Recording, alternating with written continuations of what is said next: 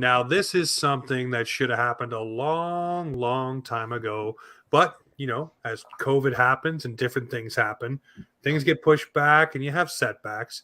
Ladies and gentlemen, this is Offside Hockey Talk. And the man sitting with me and Pete today, that is Jason Tryfon of the Milton Menace, the owner, the big boss himself, sitting down with us. Jason, welcome back to Offside. Good to be here, gents. Good to be here. Thanks for having me. No worries. There's lots to get to, but before we do that, we want to say our shout outs to our sponsor, Boxing Rock Brewing Co., the absolute big puck off lagered ale. It's the big beer for the big game or the big podcast with Jason right here. So let's catch up, my friend. What is the biggest thing for you that has happened since the last time we talked a couple of years ago?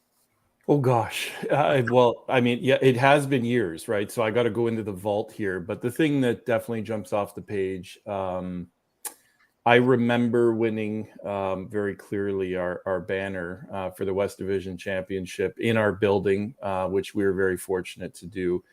You never know where you're going to win these things, right? Is it going to happen on the road? Are you going to win it at all? But to be able to win that at home, that was pretty special. I remember at Memorial, looking back, the building was packed. And one of our announcers in our league that's revered, Alan Corkum, inadvertently labeled our building the Madhouse, and we've since run with that. But during that playoff series, I just, I had no idea how loud that building could get.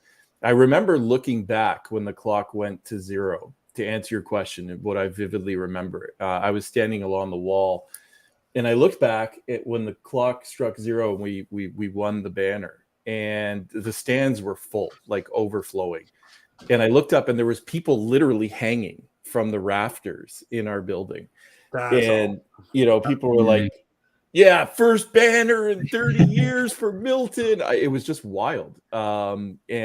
Security's running over to tell guys to get down, and it was just something. I vividly remember that. And I also vividly remember Pickering beating us in the semis, which was a very visceral feeling. I've never really felt that before. I mean, as an athlete, I felt lost. Yeah. But just being on the ice, hugging the players that were literally crying. It was. So we experienced elation in one season, and we experienced devastating loss at the same time. So. Well, I remember when we first had you on, I asked you that question. It was your first inaugural season. Everything was kicking off. I asked you, what is the feeling you want to feel? What is the big one outside of the championship? Mm-hmm. And you described basically that. You wanted the packed barn. You wanted that feeling of, succeeding amongst all the other teams. Mm-hmm. And there it is right there. That had to be, kind of fulfilling at that point. And like you said, but then it's the low at the other side of things when you do end up getting eliminated. But yeah, to hear that, it's just I remember back talking to you and asking that question. You were like, well, that's a loaded gun, because there's so many things you hadn't experienced yet, right? You haven't gone through all the rigors of a season and what goes the highs and lows. So now you've got to experience some of those. To hear that really comes that full circle for that question back, 3 years ago now? 4, actually. 4. Well, yeah. You see what I mean? But everybody kind of lumps those 2 COVID years to kind of together, because it really felt like one long year. It really did. It really did. Yeah. Well, I got to ask you, obviously with the Menace, there's lots of growth within social media, obviously a lot of eyeballs on the product. Where has been the biggest growth for you? Has it been within social media? Has it been within the fan base, or, just in the league in general? Yeah, I mean, that's a good question. I would say for us on the social media side, we've had explosive growth specifically on Instagram and TikTok. Instagram, I think last time I checked, we're the most followed team in the league. I'd have to cite that, but I'm pretty sure we are.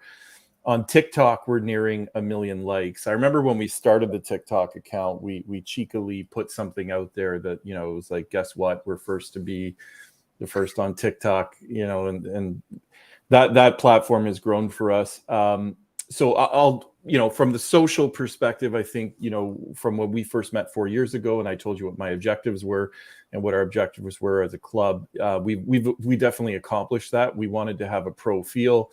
We wanted to make sure that, you know, we were setting a bar, if you will, in terms of the brand and the style of the brand. And we pivoted a couple times along the way in terms of how we're approaching our brand. I think initially we were a little cheeky. We were a little in your face, you know, as the Menace. And we've since dialed that back a little bit. And we've been focusing more on just, you know, the gameplay as well as our players and specifically the graphics and animation. That's been our focus moving forward. Secondarily to that is our advertisers. So we've been working very, very closely to infuse brands, community brands into our social, which I think is, you know, we're one of the few that do that. And we're always trying to craft different ways of doing that style-wise as a junior hockey club. On the fan base side, we've been blown away since day one with our audience in person. I think we've relatively been, or we've regularly, been in the top 5-ish for attendance in the league, which, you know, in a market that, quite frankly, for a while there, you know, outside of the Zamboni driver that was, you know, doing the ice, there wasn't a lot of people in the building. So we've kind of blown the doors off, if you will, in regard to that. The community is there. We gambled on that. We had a good feeling that Milton would be a good hockey community just based on the size of its minor hockey organization and just based on its legacy with the merchant stays, the steamers, etc. We knew that there was a hotbed for hockey. And the community's proven it. So both from a social media perspective, you know, the numbers kind of speak for themselves. But also in-person foot traffic has been amazing. The third aspect that not a lot of people have picked up on is the community engagement. So whether it's, you know, charity drives that we're doing, in-person events with our players, we ask a lot of our guys, like we're always shipping them to something on behalf of the Menace. The community aspect, whatever we're asking for, whether it's donations, food drives, you know, supplies for the Legion, whatever the case may be, the community is front and center. They literally come to and do whatever we ask them to do. In fact, this Friday we have a big game. We've partnered with the John Tavares Foundation as well as Sick Kids for cystic fibrosis. We've got a local community hero by the name of Liam. And Liam's mission. So, and he wants to help kids, right? He's a young guy himself, but he wants to help other kids. We're having a special charity night this Friday. And tickets are like, you know, flying, right? So, and we're expecting it to be a very busy night. So those three aspects together, social, in-game engagement, as well as community engagement have really surprised us. Awesome. Jason, so this team's fairly new, but you guys are doing great. How are you able to keep that consistency going? Equal parts coaching, equal parts recruitment, equal parts environment and family. I think the other stuff we talked about too, social, community, fan base, etc., helps. You know, when you mix these all together as your secret sauce, it really becomes, you know, part of who you are, right? And I think initially a lot of people, you know, will call it year one as a, I guess you could call us an expansion team, probably the best way to put it. Yep. We're a little skeptical. They're like, branding could be cool. Like, what are these guys up to? Who are they? And I love the name. You guys have a great name. The Milton Menace rolls right off the lips. It's awesome. Oh, just remember too, when they first came out and they had the jersey and everything done, Jeff Merrick was all over pumping that tire. He loved the logo, loved everything, had it all out there. I remember that 4 years ago. That was one of the things that we talked about. How cool was that to have Jeff Merrick bring that That's up? wicked. Yeah, there was a lot of people that you know were involved and liked the brand, and it caught. There was also a vote that was done a while back. I don't know, about a year ago during the pandemic. You know who were the best junior hockey logos, sweaters, you know, around. Humboldt won that, but I think if I remember correctly, we were a finalist with them. So yeah, I mean, the brand caught a lot of attention and still does. But when you mix all those together, it kind of gives you your sauce, if you will, and your base. You know, from a coaching perspective, I think the style of hockey that we play is I don't want to say conducive to the name, because we're not barbaric on the ice. We're not, aggressors, if you will, but we play very fast. Yep. And when you play a fast and aggressive game with a name like the Menace, you tend to draw a lot of eyeballs. And it makes you wonder, like, should we have named ourselves maybe the Monarchs? That way we wouldn't draw so many penalties, or people just automatically assume we're this Goon aggressor. squad. Yeah, a goon squad. Thank you. That's a very good term, because that's really not actually how we play. We don't have, quote, goons on our team, but we're regularly up there in terms of penalty minutes as a team in the league. And I think, obviously having fun with it, like, yes, we are up there in terms of penalty minutes, but a lot of the times it's just we play very fast, aggressive hockey, both offensively as well as defensively. One of the things that our coach stresses is a lot of defense, which, in terms of our systems that he runs, I think really helps us be as successful as we have been as a club. Makes a lot of sense.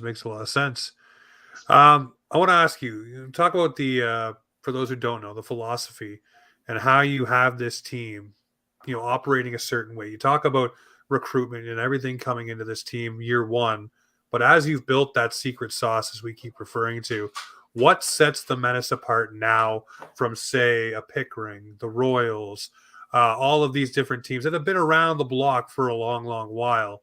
What sets the Menace apart now, where they can say, this is what we have, this is our memo of operandum, this is how we do things, and this is why people want to come here?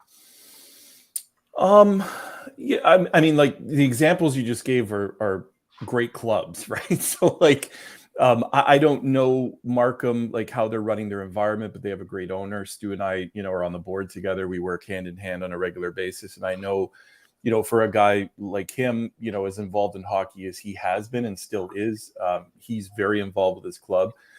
So, and the same goes with Pickering, right? I mean, they were champions last year. Yep. Within our league, went on to a Centennial Cup final. So, I mean, you're not doing that if you're not a well-run club. What I would say is, similarly to them, I'm heavily involved, right? So there's different types of ownership, and I'm not referring to our league. I'm referring just in generality across all leagues. There's very involved owners that put the calories in on a day-to-day basis. They're at practices, they're at games, they're working with the fans, they're working with charities, they're doing all the things. And then there's others that own teams and they're involved on a peripheral. I think for me specifically, I can't speak about the other guys, but for me, I have been involved. It's been a labor of love along the way. Whether it's picking threads for the uniforms, designing logos, painting the building. We've literally held paint rollers ourselves as players and management, to being involved in the trade room, meeting with players to make sure, from a composition but behavior perspective, they're the right fit for the club, and the Menace manifesto per se. So, I mean, like, these are some of the things in terms of, like, perks or anything like that. There's really nothing. Like first of all, we're governed, right? So there's not like we can just like lob perks all over the place for kids. I mean, we do preserve their NCAA status and eligibility, and that's sacred to us. So, like, I think, just being generally with the players on a regular basis. I've had a lot of kids that have come into our program. In fact, at practice the other day, one of our players that came in from another league said, I didn't even meet my owner, right? Last year, right? Like, you and your wife are, at practices and games, and you're around, right? And I think that creates a family atmosphere. And family atmospheres in their own right are excellent, and they make it hard, right? If you have to trade someone, it's emotional. Like, we've shed tears, players have shed tears leaving. I think, in that, it just goes into building an environment that's wholesome, that people want to be a part of, right? That's very true. Now, Jason, I know you mentioned that you got bounced in the playoffs by the Pickering Panthers, but do you have a rival that when you beat, you just feel so good, you're clenching your fists? Like, what teams do you despise, I guess? Yeah, I mean, like, I'm new here, right? So 4 years into this, minus, call it a season and a half, I had no idea who the teams were, Right. so And you have to understand, like, as an athlete myself, or a former athlete, I'm doing less athleting these days than I should be, but that's another story. But as a yeah, as a former athlete myself, when the puck drops, like, I'm playing in my mind, like I'm watching the game, and I'm like emotionally like I'm involved, right? We've got great rivalries that seem to have emerged lately in the last year or so. I mean, Pickering is always, going to be near and dear to our hearts, especially coming out of last year. And if I looked at our standings right now, I would say we're probably, if things stay the same, matched up to be the first round partners together, which would be very good. It would be very good for the league, for our division, our teams, etc. Georgetown obviously being in Halton along with us, as well as Burlington and Oakville. Those are always fun games. I feel like every time, Milton plays Georgetown, Georgetown plays Burlington, Burlington plays Oakville, when we're playing each other, I feel like it's just a different series, right? Those games tend to feel different than when we're on the road. As of late, I think, Collingwood is, when you're in first place, or at the level that they are, they always become a rival. And we experienced this last year based on the way our team was built last year. You get everyone's best when you're in first, right? So we've enjoyed playing them lately, and Dave, and I speak on a regular basis. We're both heavily involved in our clubs, so he comes to Milton, I go to Collingwood. We always shake hands, and we're gentlemen afterwards. But there's always some rivalry there, right? Of course. Well, in that same vein, there's got to be one team. Maybe it's Pickering. Maybe you've already mentioned it, that you just love to get the goat of, that you just love to win against. That's one team. It doesn't matter. You've been here for 4 years now. There's got to be a team that when you pick up the W there, it's just a little bit sweeter. Not for any vindictive reasons, not to be negative, but just one where you're like, I like the fact that we got that one under the belt this year. Well, listen, you guys are doing a great job stirring the pot, and I'm in the mix with you.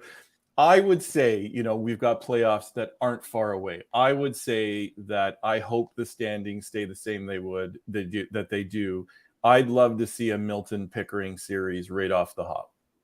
And just hand it back to them like you did. And send them packing, and Milton goes on. The best shall win, but nicest way possible. Yeah, we're at the end of the day, it would there's some unfinished business there from our standpoint for sure. I would look forward to that for sure.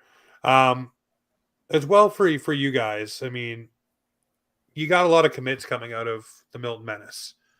So what are you building there that is allowing these players to be up on that scale where they can be seen, heard, because sometimes when players go to certain teams and certain leagues, they don't get heard from. They can put up all the stats they want, but there's not a lot of eyeballs on them.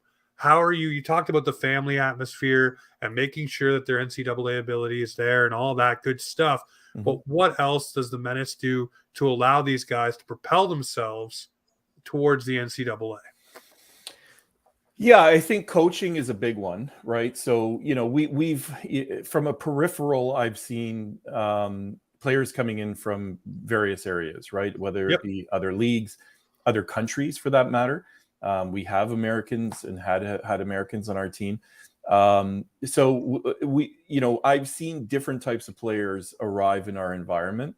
I think stylistically, the way that Dan Del Monte, our coach, has the way our team playing, and the way that he develops them is key. I mean, he's definitely one of the best developers of hockey players, and that's what he's well known for in terms of stylistically how he develops players. And I've seen young players come through our ranks where they're very raw, and potentially forgotten about. He might see something in them that others may not have seen. And he just does what he does from a development perspective to get to the next level. And when you start competing at the level that Dan trains the players at, and expects them to compete at, being a Milton Menace, you get these players going at a different pace, their engine operates at a different speed. they play with different ferocity in terms of their game, and that translates to output that make people notice. I mean, Yep.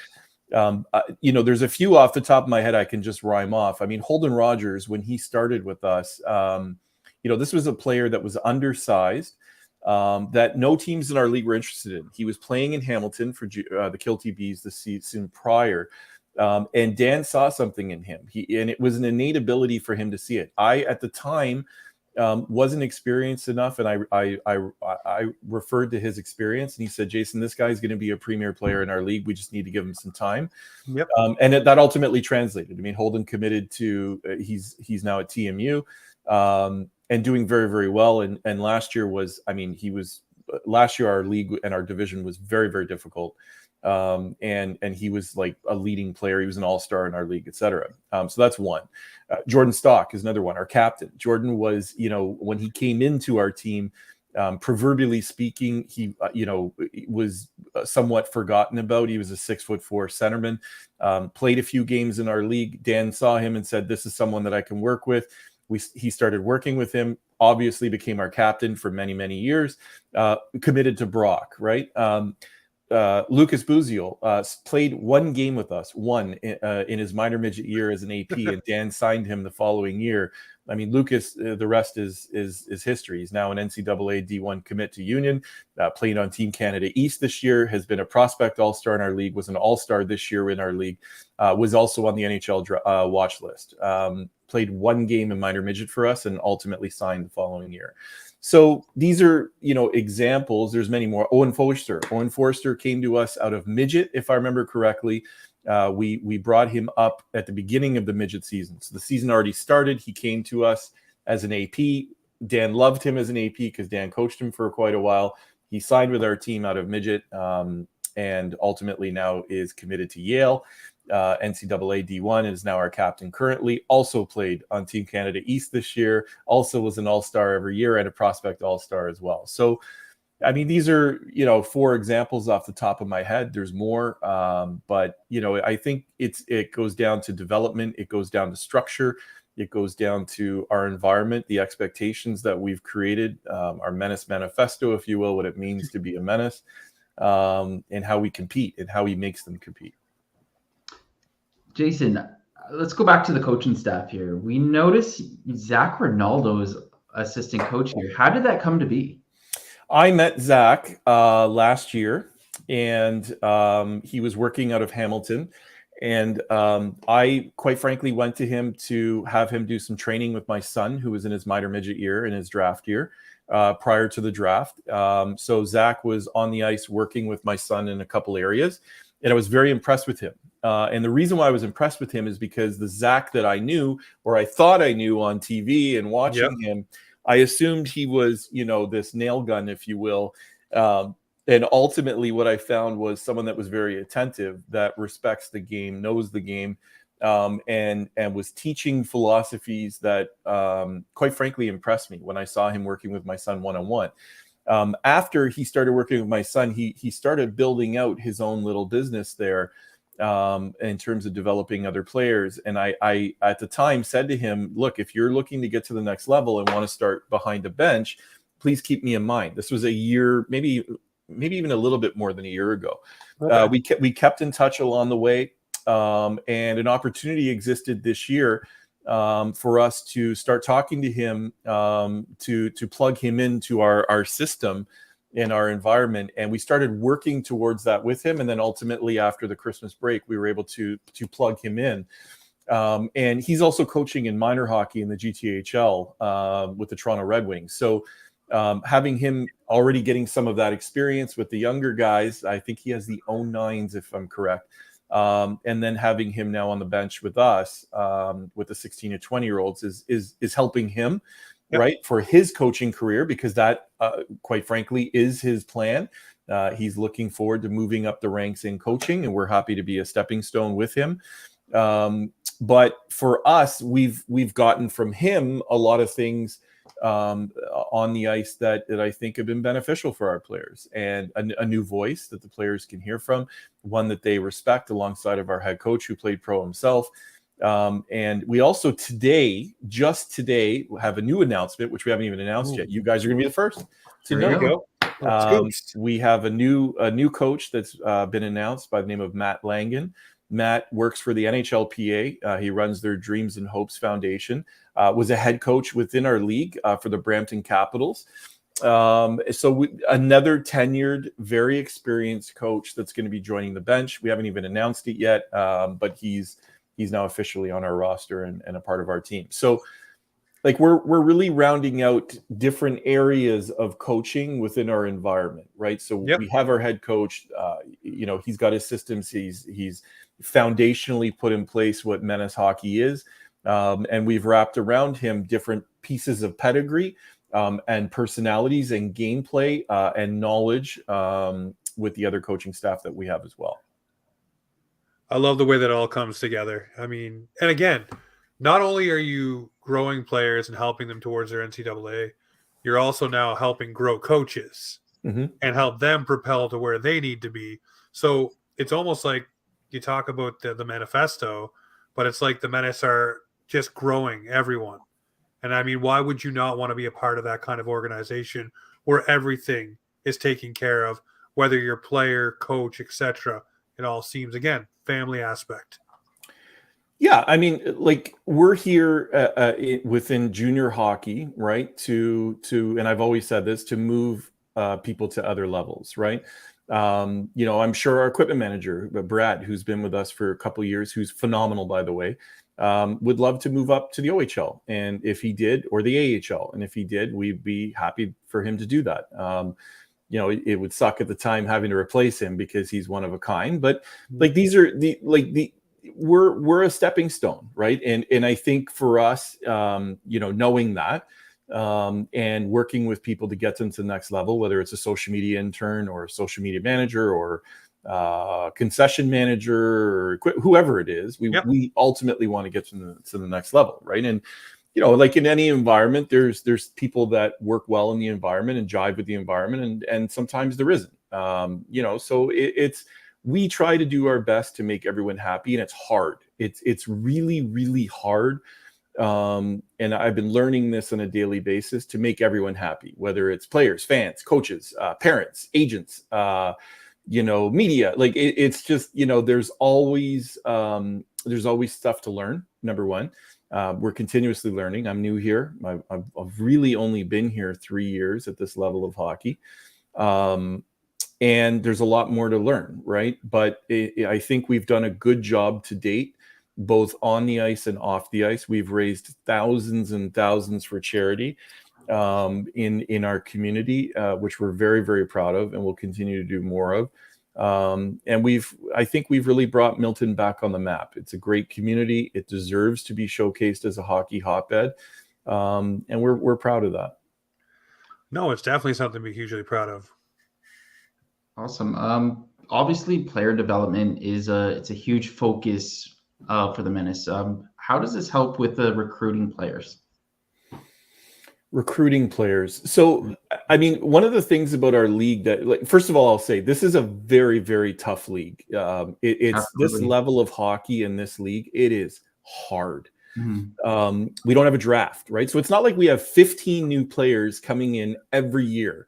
And, as long as our scouts are doing the job, and as long as management's leaned in and knows who's coming in, like, you've really got to go to work every year to ultimately replace players that are leaving, and typically those are your players that are aging out, right? So it's that's in its own right. There's no draft, right? So you're constantly finding players. And now in our division, just using as an example, all of our teams for the most part are very, very competitive, very, very strong. It's tight in our division. Yep. So we're all in competition for the same players, right? For the most part. So it's hard, right? It really is hard. So I think from a recruitment perspective, really what it comes down to is people are smart enough these days to look at teams, look at their lineups, right? And look at the composition of their lineups, number one, and say, do I fit in here, right? That's number one.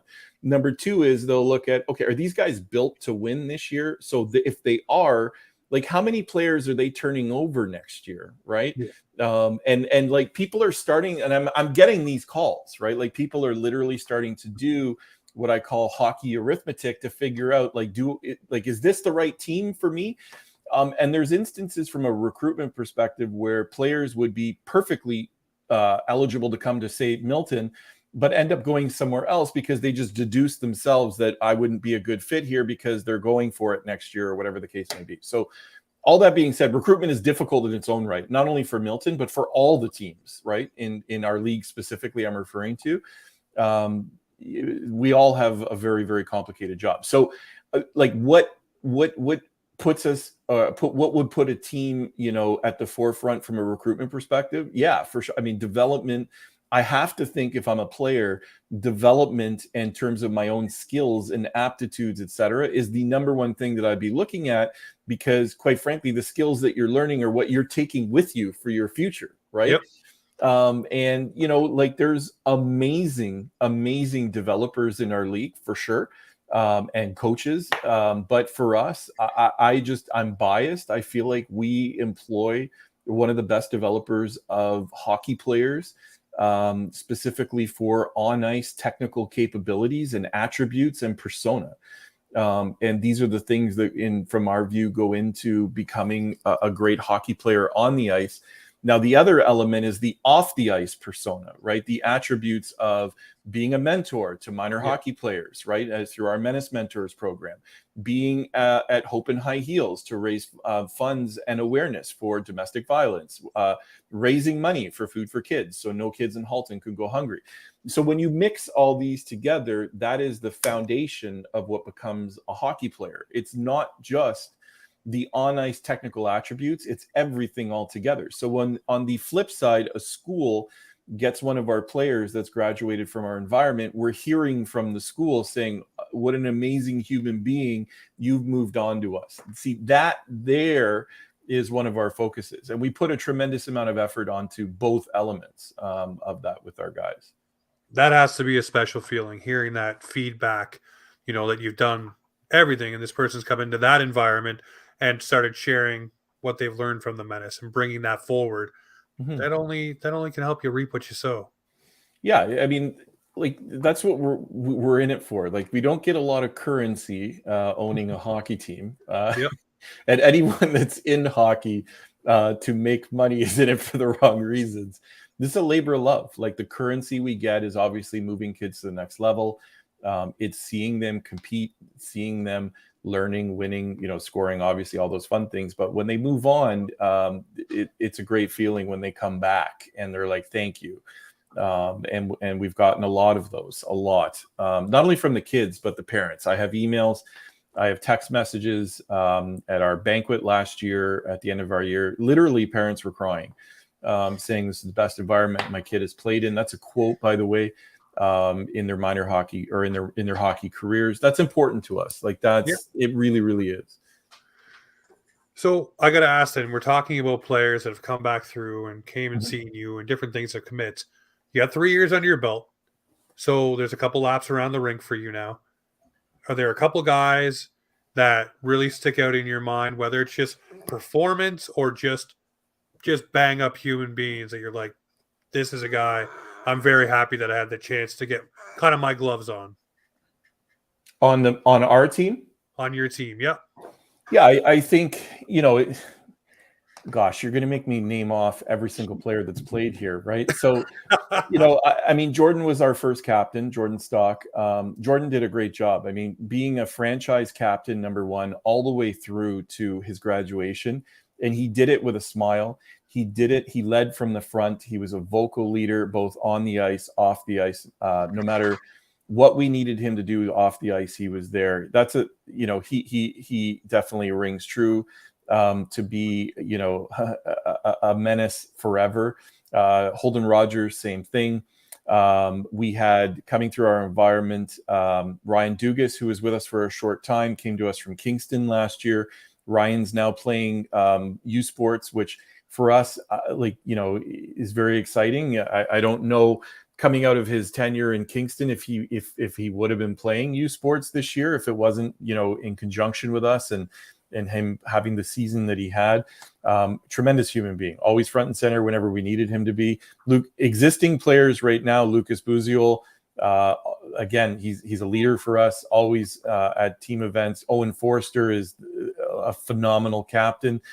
Thomas Gordon, one of our alternate captains, is always at charity events. I mean, all these guys throughout our entire lineup are always front and center. Anytime my wife, myself, anyone on management asks them to do something in partnership with the community, they're there. They don't even think twice. It's, yesterday, for example, my wife went with Owen and 5 of our guys to drop off our Fill the Crib stuff that we did through the holiday season for MCRC here in Milton. So, like multiple guys are helping her load the car. They're getting in the car with her. They're going to deliver. It's like this. These are human beings that, we're privileged and honored to have in our environment. I love that. That's, yeah. To me, I love that whole story. And I mean, me from the way that I like to look at hockey. I like to look at hockey, like you said, as a family, and it's everybody kind of coming together for greater causes, right? I mean, even when I was doing stuff with the Royals there, we did the food drive when I was coming to Toronto, right? So that was a fun time, but it was the same thing, trying to get everybody together and get the community to rally. And you guys seem to have your finger on the pulse of doing that. And it's a tip of the cap to you, because there are some people that really probably wouldn't focus on that. They'd focus more on the bottom line or focus on the on-ice products. So to focus on everything as a whole, it's absolutely amazing. And I love hearing and talking to you about how far the Menace have come with all the things when we talked about 4 years ago that you wanted to implement, and a lot of them have come true. Yeah, I appreciate that. There's a lot of hard work that goes into it. I was warned coming in from a very, very reputable hockey person that said to me, "You have no idea how much work goes into this. You're about to find out." And at the time I was like, I've run companies, no problem. I got this. Guys, it is enormous calories to run. And this isn't the OHL, this is the OJ. And we run this thing at times. It feels like we're running the Leafs. Like we're putting that much effort into this. It's midnight phone calls, it's strategies, board meetings, promos, media, editorial calendars, graphics. It never ends, right? So there's a lot that goes into it. It is a labor of love, but at the end of the day, we're proud to be part of this league. Number one, it's a phenomenal league. It's a hard league. It is tough to win in this league. It's amazing, guys. Like, anyone can beat anyone on a given night. I mean that. That's not cliche. Yeah. Like, this league is tough. It's fast. It's built for NCAA hockey, for sure. It's super fast. It's super physical. It is phenomenal hockey. And we're proud to be a member of this league. And I think we've done a good job cementing ourselves as a competitive program continuously in this league, and we'll endeavor to be that way every single year. Well, I always look forward to talking to you about it 100%. That's for sure.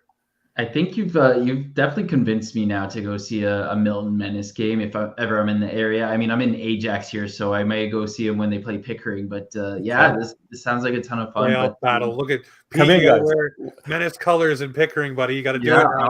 I got some Menace lager for you, our own beer in house. We'll hook you guys up. Amazing. Jason, you mentioned the Leafs earlier. Do you have any thoughts on them? This is mostly a Leafs podcast, but they're on right now. The game's tied 2-2. Are you following them at all this year? I'd love to hear your thoughts. I admittedly, it's so funny you bring this up. The other day, Dan and I were in his office, and we were talking about the Leafs. We're like, do you have time to watch the Leafs this year? He's like, no. Like, normally I watch we just don't have time. My perspective on the Leafs, this is just my own 2 cents. Very, very skilled, phenomenal team, very well coached. Love their playbook, for sure. I love the way they're coached personally. I think they need a little bit more grit and sandpaper for the playoffs. That would be my 2 cents. I'm glad the goalie situation. Ryan O'Reilly? Yeah. I'm glad that would be a good one, actually. I like that.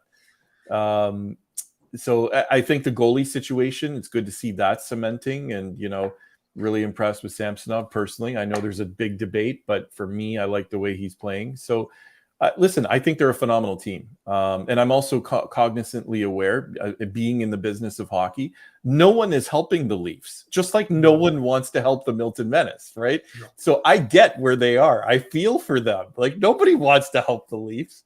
right? Who wants to help the Leafs win, right? So That's the biggest thing. What yeah. does Elliot Friedman always say when a team is needs something or needs help? They never throw you life preservers. They always throw you anvils.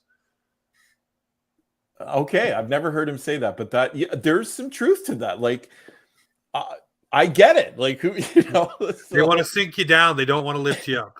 Right. Well, it's a competitive sport, right? Like, it's Any advantage you can get. You got it. You got it. Well, I want to thank you very much. I know this one's been a little bit of time to get back and forth, but I want to get you on again before the playoffs. If you are playing Pickering, I want to pick your brain. I want to get that train rolling, and I want to get Mr. Petey Pie there to make sure he's in the. I will go to a playoff game if it comes to Pickering here. I will 100% go. Oh yeah, no, you're going to be going because it's going to be fun. But I will want to get you on again just to see where everything's at, where everything stacks up, and fire it up a little bit. I love talking to you. It just for whatever reason we never get the chance to. So I hope this becomes more of a regular thing. Anytime, guys. You guys are the best in the business. Love to help. Love to be a part of it and chime in with my thoughts. So, yeah, it'd be a pleasure. Well, I appreciate it. Well, ladies and gentlemen, this right here is Offside Hockey Talk, where hockey comes to talk.